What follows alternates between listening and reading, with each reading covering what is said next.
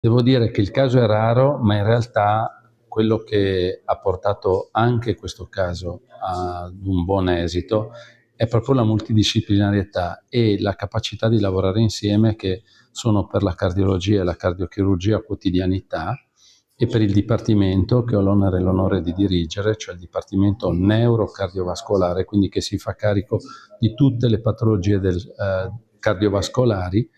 E devo aggiungervi, molto importante, un'interazione molto stretta con la medicina di famiglia, che consente di usare le risorse che abbiamo, che non sono poche, in modo molto adeguato ed appropriato. L'importanza della prevenzione è sicuramente uno dei cardini di questo intervento. Lei mi fa una domanda straordinariamente corretta, perché noi lavoreremmo circa la metà se venisse osservata dalla popolazione un'adeguata prevenzione cardiovascolare, che vi riassumo in modo molto semplice. Il fatto di avere un buon controllo del proprio peso corporeo, fare un'ora di passeggiata al giorno, non fumare, avere una dieta povera di proteine animali e avere un buon controllo dei valori della pressione, della glicemia e del colesterolo abbatte di oltre il 50% gli eventi cardiovascolari.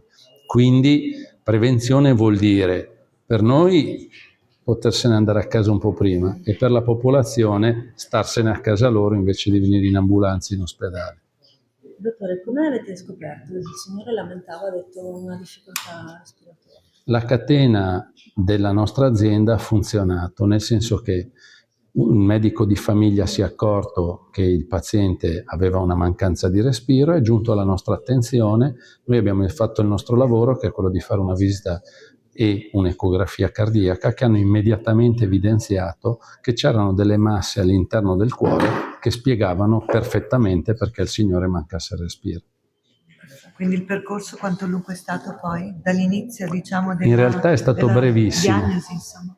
Il percorso è stato brevissimo perché per fortuna, grazie ad un programma di recupero importante che abbiamo fatto, tutte le visite nelle loro priorità vengono rispettate nell'azienda US2 e quindi era stata fatta una richiesta di tipo B, quindi da fare entro 15 giorni, che è stata fatta e ha portato a diagnosi, e poi il paziente ovviamente è stato immediatamente ricoverato ed operato. Anche perché non c'era tempo. No, qui il tempo proprio gioca a sfavore.